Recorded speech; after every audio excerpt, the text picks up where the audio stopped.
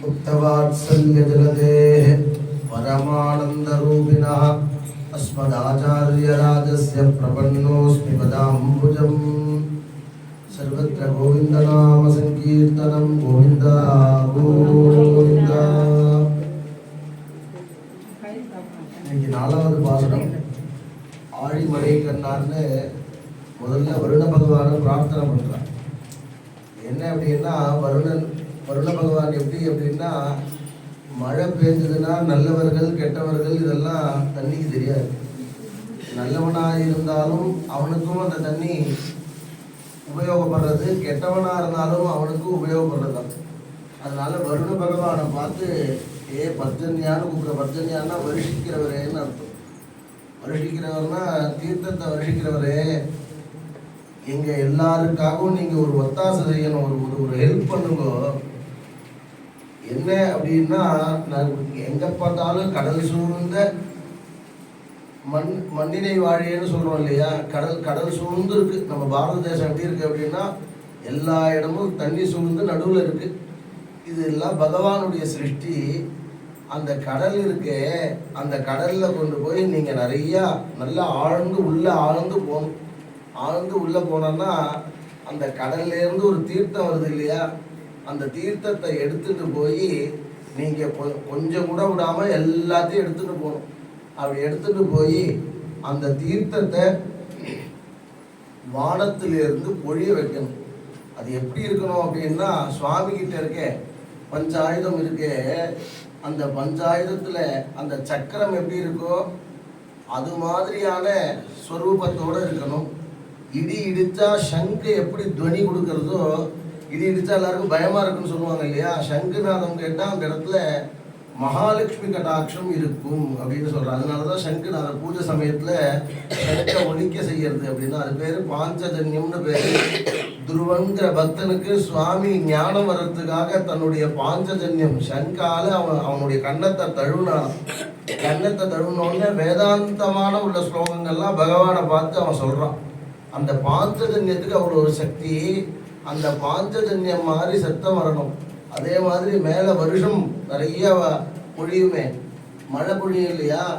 அந்த மழை எப்படி இருக்கணும் அப்படின்னு சொன்னா, பெருமாள் வில்லுலேருந்து கிளம்புற அம்பு மாதிரி இருக்கணுங்கிற. ராமபானம் இருக்கே, கிளம்புறதுக்கு முன்னாடியே என்ன வேலைன்னு கேட்குமா ராமபானம்.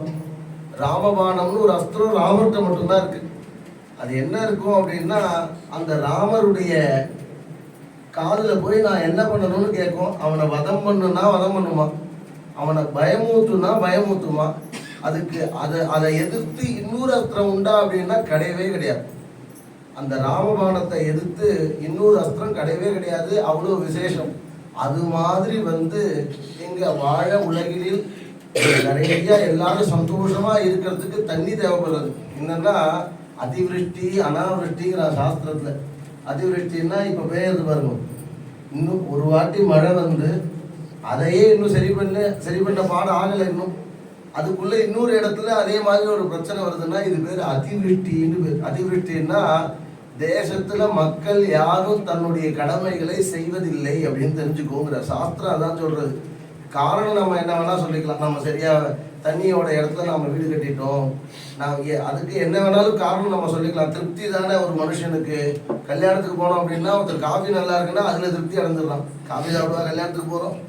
அதே மாதிரி ஒருத்தர் சாப்பாடு சாப்பிட்டா சாப்பாடு திருப்தி ஆறான். இது மாதிரி இருக்க. ஸ்கூல் சேர்க்க போனோம்னா அந்த வாத்தியார் ரொம்ப நல்லா பேசுறாரு, அதனால என் பையனை அங்கே சேர்க்கணும் அப்படின்னு. வாத்தியார் நல்லா பேசுனா பையனுக்கு நல்ல படிப்பு இருக்காதானே யோசிக்கணும். ஒவ்வொருத்தருக்கும் ஒவ்வொரு விஷயத்துல எப்படி திருப்தி வருதோ அது மாதிரி அதிவிருஷ்டி அனாவிருஷ்டிக்கு காரணம் எதுனா. அனாவிருஷ்டின்னா மழையே இல்லாமல் இருக்கு. ஒரு 4-5 வருஷத்துக்கு முன்னாடி பார்த்தோம்னா எங்க பார்த்தாலும் வருட மந்திர ஜபம் இருந்து.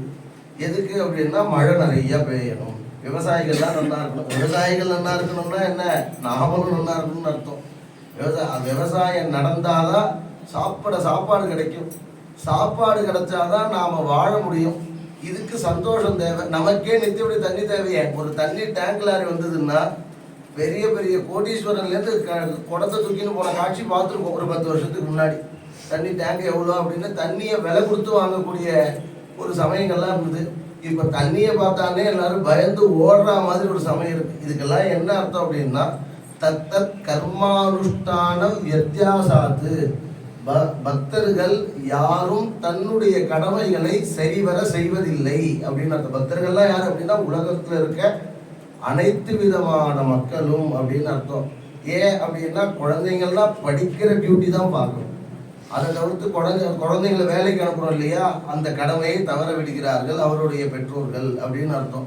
அது மாதிரி யாரு எந்த வியாபாரம் பண்றானோ அந்த வியாபாரத்துக்குன்னு ஒரு தர்மம் நேர்மை இருக்குல்ல, அந்த நேர்மை தவறாம வியாபாரம் பார்க்கணும் அப்படின்னு சொல்றான். அது மாதிரி பார்த்தோம்னா அதுவும் தப்பு அப்படின்னு சொல்றோம். இப்படிலாம் மீறினா என்ன ஆகும் அப்படின்னா, பொறுத்துண்டே இருக்க பகவான் க்ஷமான்னு பேர். பூமி தேவி இருக்காளே, பூமி தேவி, அவளுக்கு க்ஷமான்னா எப்பவுமே பொறுத்துன்னு இருப்பாங்க. அவளுக்கு கோபமே வராதான். நாம் நடக்கிறோம், மிதிக்கிறோம், ஓடுறோம், எச்ச துப்புறோம், இன்னொன்று செய்யக்கூடாததெல்லாம் நாம் செஞ்சால் கூட நம்ம குழந்தை தானேன்னு அம்மா எப்படி பொறுத்துட்டு போகிறாளோ, ஒரு அம்மாவை ஓங்கி ஒரு பையன் குத்துறான் பின்னாடிலேருந்து, நம்ம பையனான்னு பார்த்தோம்னா வந்த கோவம் அப்படியே பொங்குன பால் மாதிரி அணைஞ்சு போயிடுது. அது நம்ம பையன் விளையாட்டுக்காக பண்ணியிருப்பான்னு தெரியாமல் ஒருத்தர் போகும்போது இடிச்சுட்டான்னா அவனை குறைச்சிடுறா அதே அம்மாவே. என்ன சார் பார்த்துட்டு போக வேண்டாமா, என்னம்மா நீ பார்த்து நீ எங்கே கொண்டு வச்சிருக்க கண்ணேன்னு கேட்குற இந்த தாயாரே தன்னுடைய மகனாக இருந்தால் எப்படி கோபத்தை தணிச்சுக்கிறாளோ அது மாதிரி தணிச்சுப்பாலாம். இப்போ அந்த கோபத்தீராண்டி ரொம்ப ஹை ஸ்பீடில் நம்மலாம் இருக்கோம்னு அர்த்தம். ஏன் அப்படின்னா, உதாரணத்துக்கு கோவிலுக்கு வரணும்னா 2 கையும் இடுப்புக்கு மேலே இருக்கணும், 2 கை இடுப்புக்கு மேலே இருக்கணும். தேவையில்லாத வார்த்தைகளை கோவிலுக்குள்ள பேசக்கூடாது. வெறுங்கையோட பகவானை தரிசனம் பண்ணக்கூடாது. இன்னைக்கு நம்ம கோவிலில் அந்த ஹோமம் ஆரம்பம். இன்னிலிருந்து 3 நாள் மகாசாந்தின்னு கும்பாபிஷேகம் நல்லா நடக்கணும் அப்படின்னு பிரார்த்தனை பண்ணி, இதெல்லாம் எதுக்கு அப்படின்னா, கோவிலில் யாராவது சரியா இருந்தால் கைங்கரியம் பண்ற நாங்களும் நிர்வாகம் பண்றவாலும் பக்தர்களும் இந்த 3 பேரும் சரியா இருந்தாதான் எங்கும் இருக்கும் கடவுளை ஒரே இடத்துல ஸ்தாபிச்சு அவரை சாநித்தியத்தோட வச்சிருக்கும் இல்லையா. எங்க பார்த்தாலும் கரண்ட் இருக்கு வீடு முழுக்க, ஒரு பவர் பேங்க்ல அந்த கரண்ட்டை ஏற்றி நமக்கு தேவையானங்கிறது செல்போன்ல நம்ம ஏற்றிக்கிறோம். அது மாதிரி பகவானுடைய சக்தி எங்கேயுமே வியாபிச்சிருக்கு. அதை புரிஞ்சிக்கக்கூடிய சக்தி நம்ம கிட்ட இல்லைங்கிறதுனால விக்கிரக வழிபாடா பண்ணிட்டு இருக்கோம். அந்த பகவான்கிட்ட கர்மாவை டியூட்டியை யார் தவற விடுறானோ அவனுக்கெல்லாம் வரும் அப்படின்னு சொல்றான். அந்த சாநித்தியத்துக்காக அந்த ஹோமம் நடக்கிறது. அது மாதிரி இன்றைய தினம் பாசுரத்துல சுவாமி இந்த விக்னங்கள்லாம் பண்றதுக்கு நிறைய இந்த விரதம் இருக்குமே, நித்தியம் திருப்பாவை சொல்றோமே. விரதம்னா என்ன அப்படின்னா, பகவானை வழிபடுறது பேர் விரதம். ஒருத்த சாப்பிடாம இருந்தா அது பேர் விரதம்.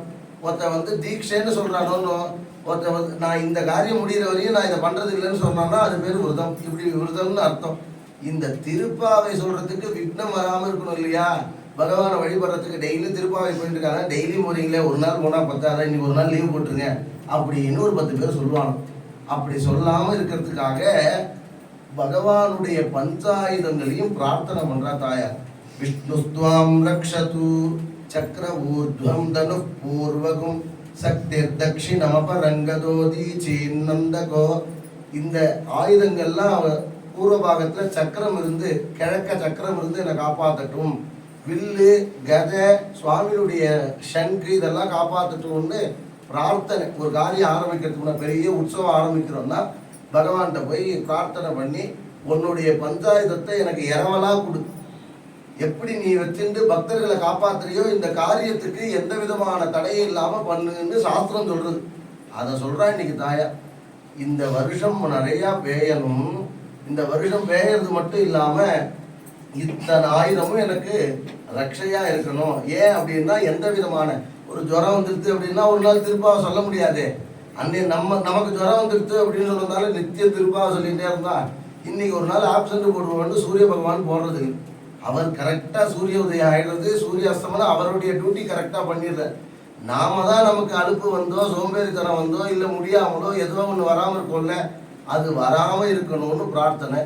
இது என்ன வருண பகவானை போய் பிரார்த்தனை பண்றா அப்படின்னு சொன்னா, வருண பகவான் தான் எல்லாருக்கும் சமமா இருக்கா.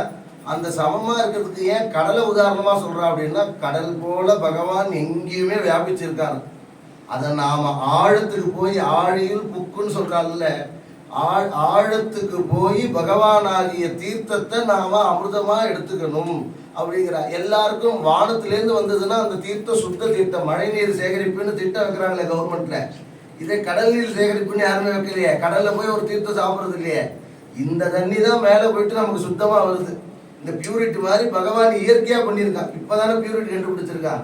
பகவான் தான் முதல்ல பியூரிட்டி கண்டுபிடிச்சது. இந்த உப்புலாம் மேலே போய் மேலே உப்பை ஃபில்டர் பண்ணி வரும்போது திதிப்பான தீர்த்தமா வருது நமக்கு. அதுதான் மழை நீர் சேகரிப்புங்கிறால. அது மாதிரி மனசுக்குள்ள போய் பகவான் வியாபிச்சிருக்க பகவானை நாம ஸ்மரிக்கணும். அந்த ஸ்மரிக்கிறதுக்கு தடங்கள் வராமல் இருக்கிறதுக்கு இத்தனை ஆயுதங்களும் கூட இருந்து வாழ உலகிலில் நாங்களும் எல்லாரும் நல்லா இருப்பா, நாங்களும் நல்லா இருக்கணும். இந்த திருப்பாவை சொல்ற அத்தனை பேருக்கும் க்ஷேமமும் கிடைக்கணும் அப்படின்னு இன்றைய தினம் தாயார் பிரார்த்தனை பண்றா. அந்த பிரகாரம் மழை எப்படி வருஷிக்கிறதோ அது மாதிரி பகவானுடைய கருணையும் எனக்கு கிடைக்கணும்னு வியாக்கியானத்தை சொல்றாங்க ஆச்சாரியர்கள்லாம். பகவானுடைய கருணை எப்படி மழை வந்ததுன்னா ஜோனு பெய்யறது இல்லை, அந்த ஜோனு பெய்யற மாதிரி கருணை ஆகிறது நம்ம மேல அப்படி தெளிக்கணும் அப்படின்னு பிரார்த்தனை பண்றா தாயார். நமக்காக சப்போர்ட் பண்ணி பிரார்த்தனை பண்றாங்க 30 நாளும். அதனாலதான் தாயாருக்கு அவ்வளோ விசேஷம் அப்படின்னு பேரு. அப்பேற்பட்ட பாசுரத்தினுடைய மகிமை லோகத்திற்கு அனைவருக்கும் கிடைக்கணும், எல்லாருக்கும் கிடைச்சி எங்கேயாவது போகும்போது ஒரு காரிய தரங்கள் அப்படின்னா இந்த பாசுரத்தை சொன்னால் காரிய தரங்கள் வராது. அவ்வளோ விசேஷமான பஞ்சாயத்துகள் இருக்கிறதுனால இந்த பாசுரத்துக்கு அந்த அர்த்தமும் உண்டு. எல்லாம் வல்ல ஸ்ரீ ஸ்ரீனிவாச பகவான் எல்லாருக்கும் கருணை பண்ணணும் பிரார்த்தனை.